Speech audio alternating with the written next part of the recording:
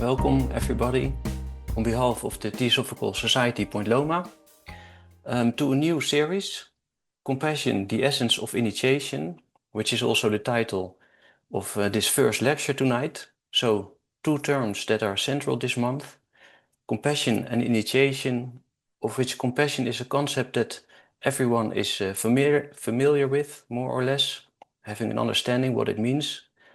But this is different for the concept of initiation, which as a term one might have heard of, but of which, due to a lack of knowledge about its true and profound meaning, is veiled in mystery and often also surrounded by misconception.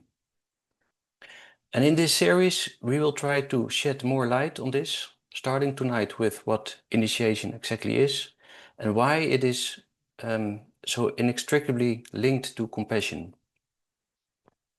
But in order to do this, I need a little introduction in which we have to answer the following question.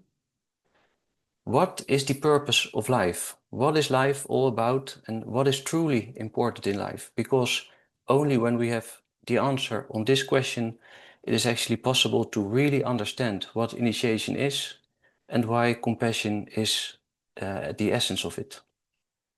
And of course, if you ask this question, you will get as many different answers as there are people, and often it is not just one thing that is mentioned, but a combination of factors that people think that makes a life worth living. But when you take a closer look to those answers, you will discover a few general themes, returning all the time, with which we are able to come to a universal answer. A first line or category of answers is related to development or growth. So people who say that their goal in life is to develop their talents, for example, to get the best out of themselves. A general aspiration, you might say, to improve oneself, arising from an inner urge of self-development. This also includes people who may interpret this development in a selfish way, in the sense of acquiring as much wealth as possible. But that is a path of which many eventually also come to realize that it leads to a dead end. Sometimes as a result of a life-changing event that suddenly shakes people awake, making them realize that the pursuit of all the material things they had identified themselves with leaves a feeling of emptiness, and that things like status and possessions are illusory because they have no intrinsic value whatsoever. And what in almost all such cases replaces this feeling of inner emptiness as a result of a deeper understanding of what really matters in life is the desire to be meaningful, to make a difference and to be able to make a valuable contribution to society. People, for example, who are socially engaged in their work or in their neighborhood, or who dedicate themselves to a particular vulnerable group in society based on a general desire to be of service in one way or another to the world around them. And what all these cases have in common is that what is experienced as meaningful always concerns something greater than themselves and is always in relation to others. And that is the essence of the next set of answers to the question what makes life meaningful, which is all about the feeling of connectedness, having a good relationship with family, with friends in general, or in general the experience of being part of a community. And this is a deep-rooted desire for external contacts and connections, which originates from an inner urge to connect because we are connected in essence. We have addressed this in detail in the recent series on Universal Brotherhood, in which we showed that Universal Brotherhood is not just a wishful idea or sentiment, but a reality based on the fact that we are essentially one, inextricably interconnected, because we are all part of the same universal life. And this is something that evidently shows in the world around us, that if we don't act accordingly, things go wrong time and time again. Wherever cooperation stops and people are excluded, we see conflicts arise, resulting in disharmony and suffering. The increasing polarization taking place worldwide throughout society is without exception the result of our inability to see and to experience our interconnectedness. The increasing mental health problems among young and old, as recently concluded by the Council of Public Health and Society, are due to an increasing individualism. And the advice of the Council therefore was also to foster our connections and solidarity with one another. Now, if we consider this all together, so the inner urge for growth and self-development, the desire to be meaningful, to contribute to the greater whole based on the fact that we are an inseparable part of it, we may come to the following universal answer to this question of what the purpose of life is. And that is the development or growth, the unfoldment of faculties in order to be increasingly able to benefit all life that we are inextricably part of. And now we have this this general answer, we can also formulate a first definition of initiation. As a starting point, I must say, because it encompasses much more, but as a start we can say that initiation is the accelerated development of inner faculties in service to the greater whole. And in this definition, two elements can be distinguished. That is, a process of the accelerated development and a motive for pursuing this development in service to all life, to the totality. And if one of these two elements is missing, there can be no initiation. Or to put it more specifically, if the motive of compassion is absent, the process cannot be started at all, as will become clear later on. But let's have a look first at the process of accelerated development, because what do we mean by this? What is it exactly in us that is developing? And the same question in different words, but which comes down to exact the same thing, is what is learning? That is the development of insight and abilities, of becoming something, mastering something that you were not or did not master before. So when you learn, you activate something that was latent or dormant within, but which was fundamentally already there, otherwise you would never have been able to express it. So somewhere the potential was present within, which you now have activated or awakened, so to speak. And therefore, learning is not a matter of adding something from the outside, but of developing from within, because all the potentialities are essentially already within us. That is an important thought to keep in mind with regard to initiation. And this potential which unfolds or comes to expression, we call development of consciousness. And by this we do not mean the general understanding of someone being conscious, but consciousness as an abstraction, as our inner boundless potential. And it is important here to distinguish between two different meanings of the word consciousness, between consciousness as an abstraction, so as an infinite source within us, but still dormant or latent, and actively develop consciousness or that part of it we as humans have expressed so far, and which also is the reason why we speak of human consciousness in our case. For there's also animal consciousness, there's plant consciousness, mineral, atomic consciousness, and so on.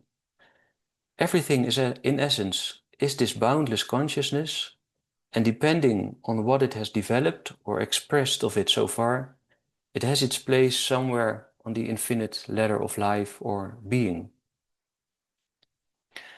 But this also implies that consciousness does not stop at our human level, but that there is also a spiritual or Buddhic or a divine or ethnic level of consciousness.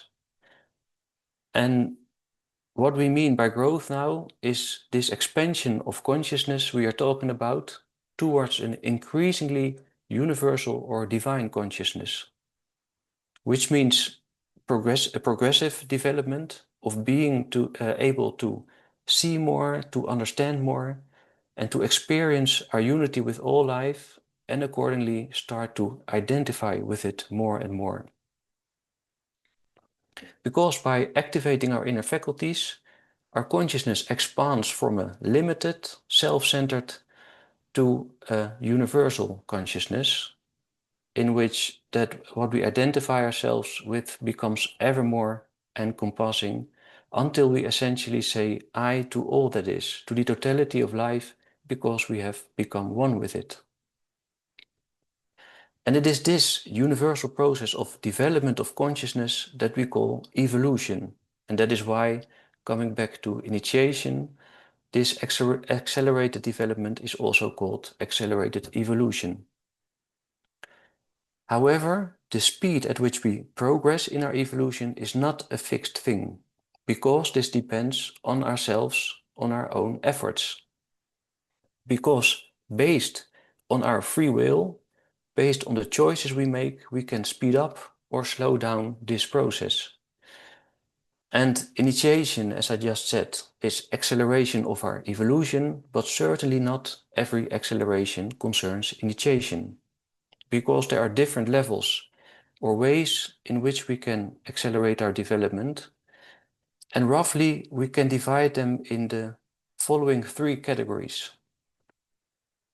The first concerns that part of humanity that passively allows life to unfold, going along with the flow rather undisturbed. One phase somewhat more quiet, the next may be somewhat turbulent. And depending on what life brings on their path, they gain experience and learn lessons, often unself-conscious of the process. People find themselves repeatedly in the same situation before they finally get insight and learn their lessons and subsequently make their progress. The next stage differs from the first in the respect that you don't let life just happen to you. You don't passively wait for whatever comes your way, but you actively take your development in your own hands by searching for knowledge and wisdom to find answers to life questions. You search for information and literature from different world traditions to gain more insight in how life and its processes work. And by studying the universal wisdom and reflecting on it, you notice that something starts to change within you. New insights you gain are slowly changing your perspective on life. That what you previously considered valuable suddenly becomes less important, and things you always took for granted suddenly become less evident. And gradually your horizon starts to broaden, and a gradual shift is taking place from a focus on yourself to the world around you. An unconscious indifference, you might say, towards your surroundings gives way to a growing awareness and responsibility for the people and the world around you. And gradually, by acting and living accordingly, your circle or range of consciousness is expanding. And because you consciously choose for this progress, to direct your development by taking it in your own hands, it is also referred to as self-directed evolution. But then there is a third and exceptionally rare category of people who, driven by a deep felt compassion, develop such a strong desire to help suffering humanity they identify with, that they meet the rare requirements for an intensified acceleration or expansion of consciousness, for which they need the help of a teacher, a sage who creates the necessary conditions in which this intensified development can take place, and in case of which we can speak of initiation. And this teacher comes from the Lodge of Wisdom and Compassion. We talked about this in the November series. As a cooperation of highly advanced human beings, Buddhas, Bodhisattvas, who work incessantly for humanity, inspiring and helping those who, motivated by the same ideals, dedicate their life to the advancement of all beings. I mentioned earlier the two aspects of initiation, so the process and the motive. And here you see why, without the right motive, the initiation process cannot be entered, because only when compassion is the sole motive, you can expect the necessary help from this order of wisdom and compassion in which initiations take place. So in short, life is about development, expansion of consciousness, in order to fulfill our role ever better in the totality we are an inseparable part of.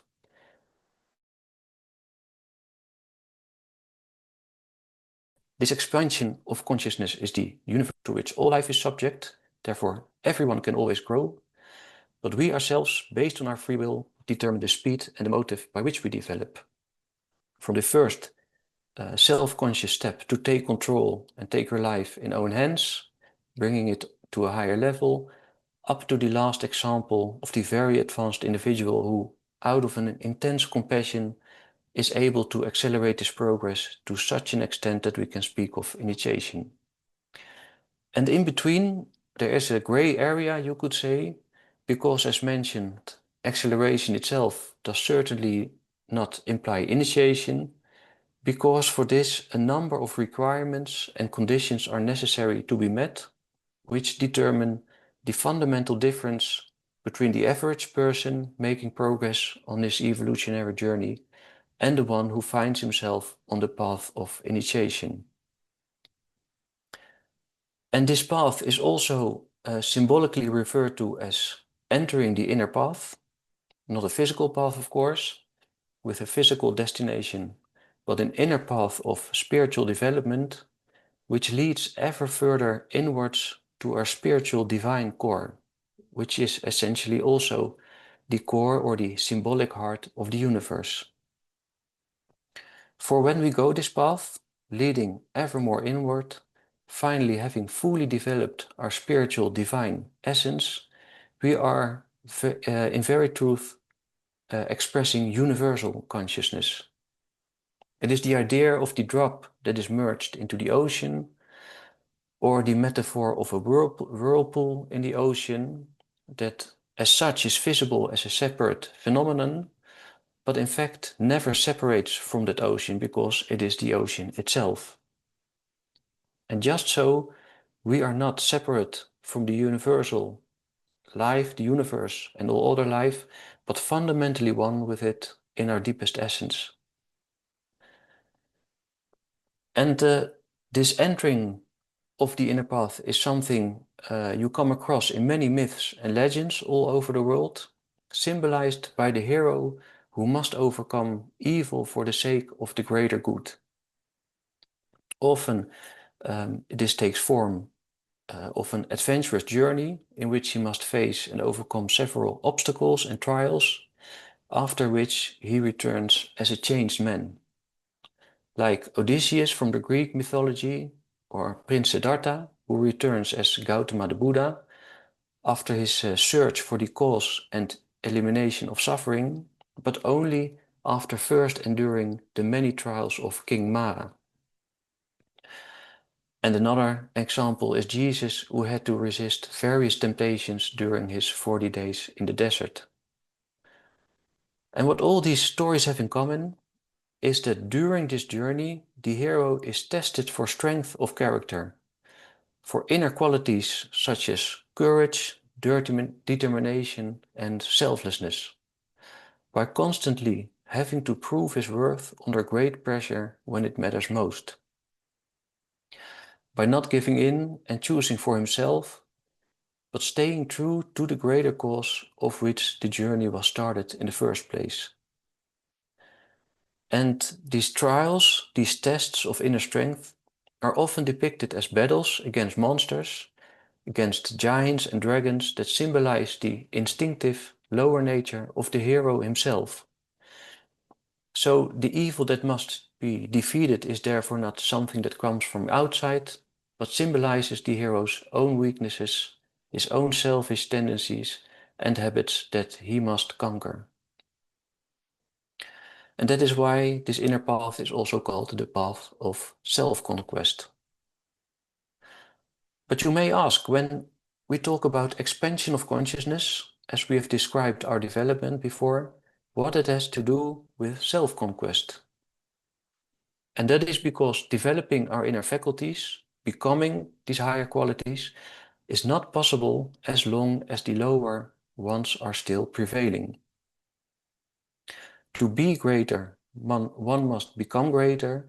To become greater, one must abandon the less, says one of the Theosophical teachers. They cannot coexist both at the same time. Either one or the other must prevail. And that is an essential aspect of initiation. You might compare it to a hot air balloon that is held on the ground by a certain amount of weight.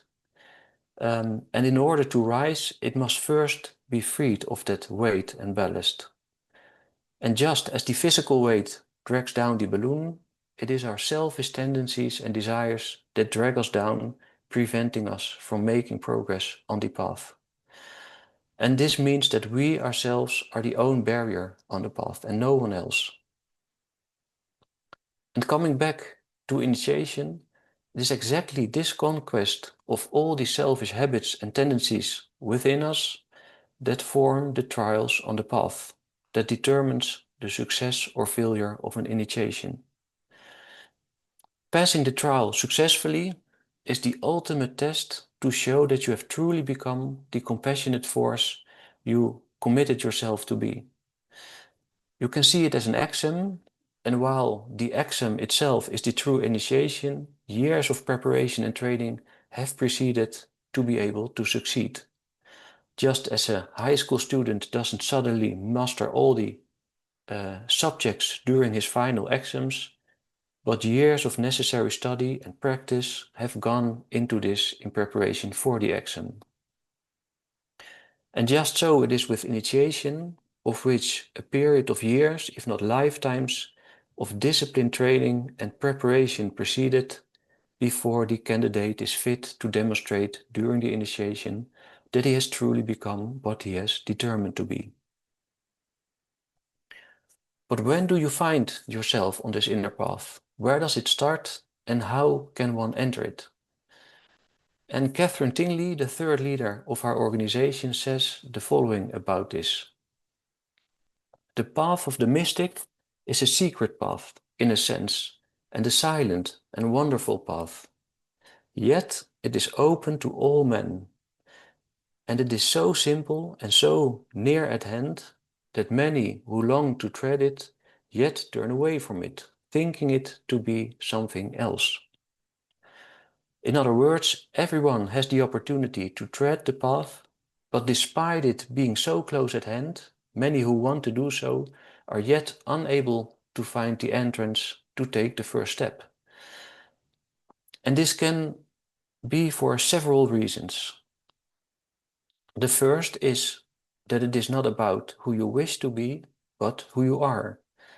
And Madame Blavatsky states in The Voice of the Silence that you cannot travel on the path before you have become the path itself. And actually that says it all.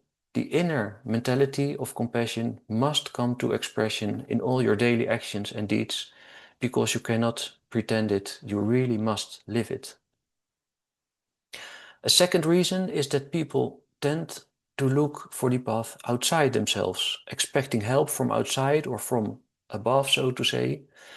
But the path can only be entered by one's own merit and exertions.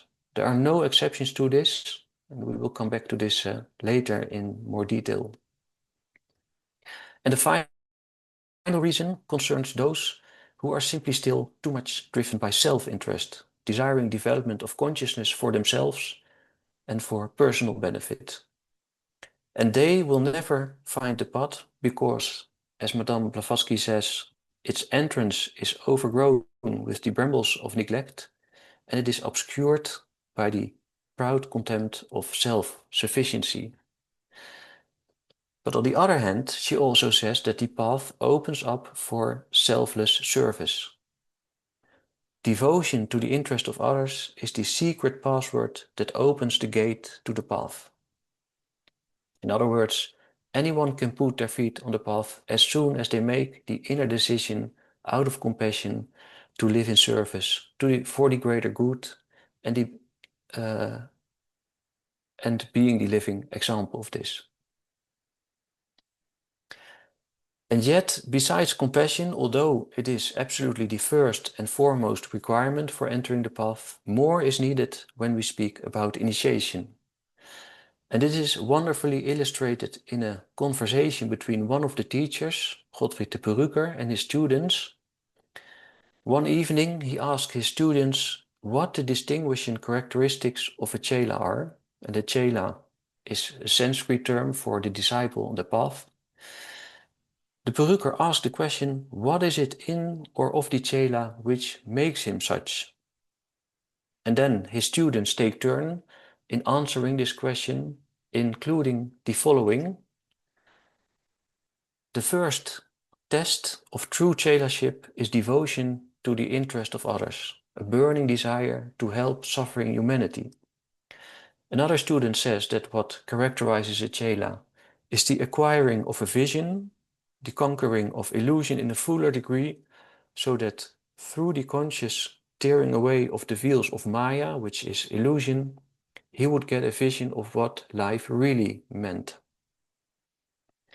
Another defines Chelaship as those who are living for others and not for self, consciously and determinedly so living. Next, a student mentions a love for truth and searching for it as one of the characteristics of Chelaship. The flame of pure impersonal love burning in his heart is what distinguishes the Chela from other men, says another. As the dominant characteristic of the master of compassion is the spirit of divine harmony and compassion, so it is by its similitude to the master that man becomes a Chela. The next student answers that a Chela is one whose great hunger for truth makes him willing to pay the price of his personal self that he may become the truth. And as a final example, a student assigns the following characteristics to a Chela: devotion, duty, and loyalty to an ideal which requires the utmost of our spiritual will to follow day after day in service of humanity. And after the students have shared their thoughts, the teacher responds to all what he has heard, and then he says something very interesting. He says that if you look closely, the answers can be divided into two categories of, on the one hand, those weighing heavily on what we may call the life, and on the other hand, those weighing heavily on what we may call the knowing. In case of which the life has its emphasis on compassion, the application in daily life, so devotion to the interest of others, not living for oneself, serving humanity, and the knowing emphasize the acquiring of knowledge or wisdom, gaining insight, the love for truth, search for it. And then the Perucker continues by saying that if you combine these two ways, unify them into one, in which both blend indistinguishably, you will have the signs and characteristics of all Chelas, and you will likewise know how to become one. So why is it that this combination is so crucial? Why is it that knowledge is so important in addition to compassion? First of all, knowledge and understanding of the laws of nature are essential if you truly want to be able to help, in order to eliminate the cause of problems, the cause of suffering, you need to understand how nature works and how things relate to each other to come to the solutions. You might as well say that compassion requires wisdom for the right action. But there's another reason why this knowledge is so important, and that has everything to do with entering new states or spheres of consciousness in the higher initiations. Next week we will go into this in more detail, but I can already give an idea of what an initiant has to deal with by the following analogy.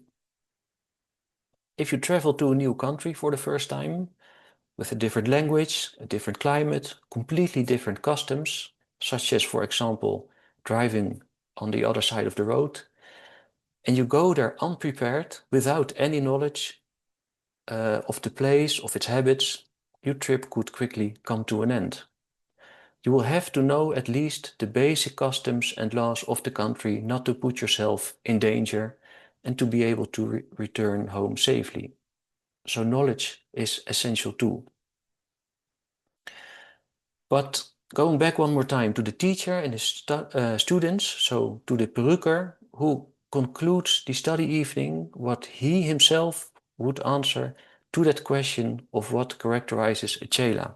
And he says the following: a growing indifference to himself and an increasing interest in all that is. There we have the path of morals, of ethics, of wisdom, and we have the life. Man, when he thus loses interest in himself, grows progressively greater. It is a strange and interesting paradox. By expanding, his interests enlarge instead of being constricted around his own core of being. He breaks the bonds and expands.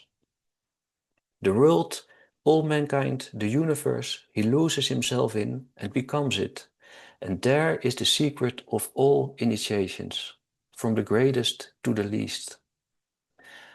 So here he gives a very clear and descriptive definition of initiation, but he also hints to the fact that there are different kinds or degrees of initiations, from the greatest to the least, which is something we will go into further.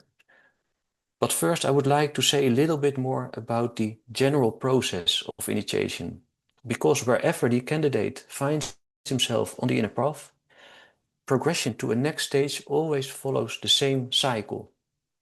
Just as everything else in nature occurs cyclically, so does the process of initiation, because every new phase on the path follows the cycle of wonderment, philosophy, discipline, and then mysteries, and in particular these last three. But it all starts with wonderment, the first impulse from within that makes one come into action, that leads towards the search to answers. And wonderment is something very different from curiosity, so the desire to know facts and the latest news and gossips, because wonderment originates from a more inner part of us that transcends personal curiosity, because it is the inner desire to really understand the meaning of things, often related to existential questions. Actually, exactly the kind of questions that we started with. What is life about? What is the purpose? There must be more than this in life. And because it originates from a more inner part of ourselves, it is often also has an ethical character. So concerning questions that rise from a sense of justice when we are confronted with injustice or suffering. Why, for example, something happens to one person and not to the other. And from this state of wonderment, the next phase of philosophy begins. The search for answers to those life questions, for deeper insight into that which initially led to those questions. What, for example, the underlying causes of the injustice and the suffering are. You start looking for resources that can provide you with this wisdom, this vision and insight. And then you might come across, for example, the Four Noble Truths and the Eightfold Path of Buddhism, or you discover that there is a common thread running through all the major religious and philosophical systems, consisting of the same universal principles that provide the answers to all your questions. But then the big challenge starts, because are you also willing to live by these principles and these new insights? So now you have come to certain conclusions. Are you able to take the responsibility and accept the consequences of it for yourself? And that is where the phase of discipline starts. The challenge of practically applying what you've learned in your life and really become it. Do you have enough inner strength to break down the old habitual patterns and bring your life on a higher level, or do you fall back in your old habits?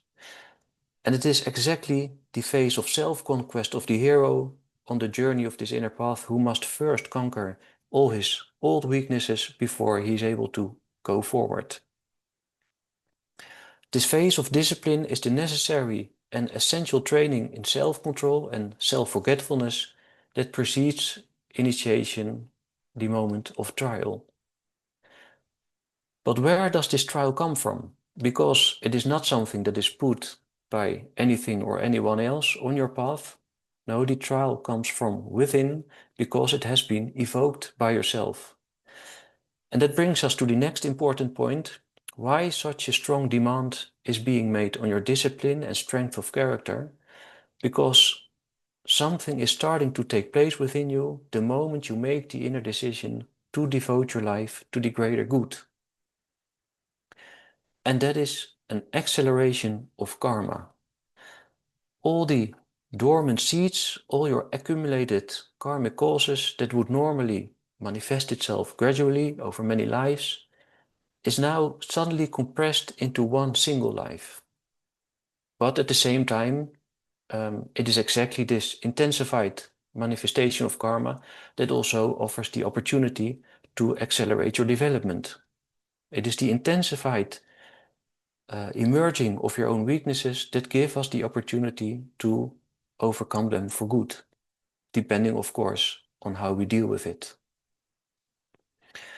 And you can actually compare this with riding a bike.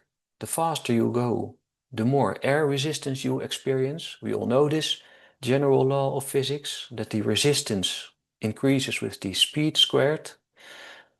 But what we don't realize is that the exact same law exists on the inner planes. Laws on physical planes are actually nothing but a reflection of the laws from more inner realms of consciousness. Because just as there is an external atmosphere that causes the experience of air resistance, there also exists an inner atmosphere as a reality. And just as accelerated motion through the outer atmosphere causes the physical turbulence, it is the accelerated inner growth that evokes an inner turbulence, and that is what we call accelerated karma. And the degree to which this turbulence occurs, in which karma presents itself intensified, is proportional to the intensity with which the decision is made to become a helping force. And this accelerated manifestation of karma concerns both better and lesser qualities. That's important. Because the moment we call upon our inner faculties, an inner force is released, so to speak, which enforces both sides, both positive and negative, causing both, so the good and the lesser qualities, to come to expression, enforced and accelerated. Qualities such as greed, vanity, or the tendency to gossip, for example, which have always been slumbering in the background, suddenly become more prominent. But this also applies for the positive inner qualities by which those lower ones can be conquered at that very same moment, by which they must be conquered because they cannot both exist at the same time. It is the weight from the example of the hot air balloon which first must be released before it can take off. The old karma of old habits must first be dealt with before the next step forward can be taken. And it is this self-generated, accelerated karma that causes the trials from within, the exam for the disciple to show his worth under pressure. And the moment the initiate successfully passes the test, the final phase of the mysteries begins. Access to the secrets of inner nature, because having become a more inner part of himself, the candidate is able to penetrate behind the veils of the physical, the outer life, and each time the disciple takes a step forward on the path, another veil, another barrier falls away, which allows him to behold yet a greater truth, penetrating further into the heart of the universe because he becomes ever more one with his own inner heart. And so this is a universal process that repeats itself cyclically, but each time on a deeper and more inner level. And that brings us finally to the various stages of initiation, of which 7 are described in Theosophical literature. 7 great initiations, of which the last 4 are of a complete different magnitude than the first 3. At the beginning of the evening, I mentioned in regard of the acceleration of our evolution, the extremely rare cases of very advanced people on the path who require the help of a teacher for further acceleration, a sage, himself an initiate, who creates the specific conditions in which the initiation can take place, and this particularly applies for these last 4 initiations. But not yet for the first 3, which are often called the preliminary or preparatory initiations, because they involve the necessary preparation or purification and discipline, physically, mentally, and morally, before the great 4 can be entered. The first 3 consist of a combination of study and application in daily life. So exactly the 2 requirements for Chelaship, the knowing and the life, esoteric study, practical application, in which the disciple undergoes a series of trials in which he is always tested on compassion and self-forgetfulness. Because Blavatsky says, no man or woman knows his or her moral strength until it is tried. Trials that can sometimes even last several lives, in which the disciple must demonstrate an unconditional willingness to work for compassion, regardless the consequences for himself. And it is the everyday temptations to which the student is exposed, where he must demonstrate his strength of character. For one of the misunderstandings in this phase is that the disciple starts looking for something special, something unusual, or supposedly very difficult to be able to show his strength to endure it. But it is always the unexpected in life that constitutes the test. And that is why it is said about these first 3 initiations that the disciple is his own initiator and that life itself is the great teacher, because that is where you are tested. The seemingly unimportant duties you are confronted with when, for example, an unexpected call is made upon you at an inconvenient moment, you always see. And the question then is, are you prepared to help and to take responsibility? These first 3 initiations are a test in daily life on devotion, selflessness, and responsibility. And actually the only difference between the first and the third is that the teachings become deeper, the rules of conduct increasingly stricter, and the responsibilities increasingly greater. So in other words, there's a larger degree of tolerance for the disciple in the first initiation compared to the third.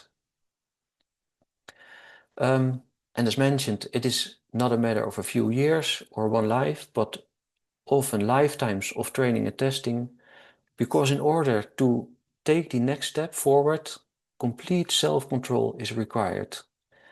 An inner calmness and self-forgetfulness to remain completely unaffected in all circumstances without experiencing even the slightest bit of annoyance or resentment, fear or anger. And only when this is the case and every aspect of the lower nature of the disciple has been mastered, the greater initiations can be entered. Because, metaphorically speaking, if one has already trouble keeping his head above the water in a swimming pool, he will certainly not succeed in rough seas. Because from the 4th initiation onwards, it is a complete different story. Then it is not longer the physical world of daily life where the initiations take place, but the inner spheres of the solar system the initiate must enter and gain first-hand experience, and where he will be tried. Then the disciple is no longer his so-called own initiator, but he needs the help of a teacher without whom it is impossible to enter such a great initiation. For entering those inner realms and spheres during these rare initiations is not possible in a physical body. This must remain on earth under protection, and it is this aspect, among others, that makes it impossible for these great initiations to take place without the help of a teacher. Next week we will go further into this in more detail, this inner journey. But for now, I would like to mention just two aspects that are important to realize when we talk about these great initiations. And the first is that even though we talk about entering other realms of consciousness, it is all about processes within ourselves. I began this evening by saying that everything is already within us, that everything that exists in the cosmos is also latently within us. Man is a microcosmos, you can say, of the macrocosmos. And going to these inner realms is only possible because the initiate has activated within himself his cosmic elements, allowing him to act and gain experience in these realms. The inner man is just as much as at home in the solar system as the outer man is here on Earth. And through first-hand experience during this initiation, the initiate has the opportunity to become fully self-consciously one with his cosmic aspects. And the second element is that these inner realms are in fact nothing new to us, because we pass through them every night during our sleep, and even more completely during death. But while the average person goes this process in a passive state, automatically and completely unself-conscious, the initiate undertakes this progress actively and fully self-conscious, because he has activated these higher parts within himself, enabling him to remain awake in these inner realms where the average person falls asleep. And where the initiate goes during this inner journey and what he all encounters along the way, we will continue with in the following lectures of this series. Finally, what is the purpose of initiation? We have already said, of course, that initiation is a process taking place out of compassion for compassion. It has nothing to do with a personal desire of accelerating your development, and it is certainly not something that can be achieved in exchange for a payment or a course that is offered. Initiation is a mystical process that always takes place in the light of the progress of all life, in order to use the developed inner divine faculties for the benefit of the whole. For it is only after a successful initiation that the actual work begins for which the entire progress was started in the first place. And that is becoming a teacher for humanity. The moment the initiate joins the ranks and starts to function in the hierarchy of compassion, and so becomes an active link in the dissemination of compassion and the teaching of the universal wisdom. It is the moment when a world teacher appears, such as Gautama the Buddha, Jesus, Lao Tzu, Plato, and many others, as messengers of the Great Lords, bringing a new spiritual impulse to the world. But it is not only the well-known messengers who belong to these initiates. There are also many who are unknown to us, but who work unobtrusive and uninterrupted on the background of humanity, prepared to do whatever is necessary. Great men and women who have once put their first step on the inner path, of which we have shown to be accessible for everyone. Everyone who has gained a deeper insight into what life is really about, and from this insight develop the inner urge to be meaningful, to live for the well-being of others, and to contribute to a more compassionate and harmonious world. This was what I wanted to share with you tonight. We have now a 3-minute break in which you can ask your question in the chat if you want, or to questions@blavatskyhouse.org. And then after that, we will continue on Zoom with our studies. And if you would like to join and you haven't subscribed yet, then please send an email to info@blavatskyhouse.org and you can join the study that is not broadcasted on YouTube. So see you in a few minutes. We are back again. Hi, Erwin. Hey. Did we receive any questions? No, not on the YouTube chat. So we can continue on our study on Zoom. Okay. Then I think it's a good time to close the evening.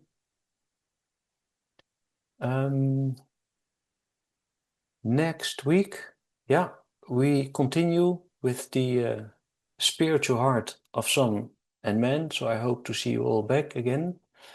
And actually, the Gayatri you always end with, it speaks about a golden sun, and that is exactly the same as the spiritual heart of sun and man we will talk about next week. O thou golden sun of most excellent splendor, illumine our hearts and fill our minds, so that we, recognizing our oneness with the divinity, which is the heart of the universe, may see the pathway before our feet and tread it in those distant goals of perfection, stimulated by thine own radiant light.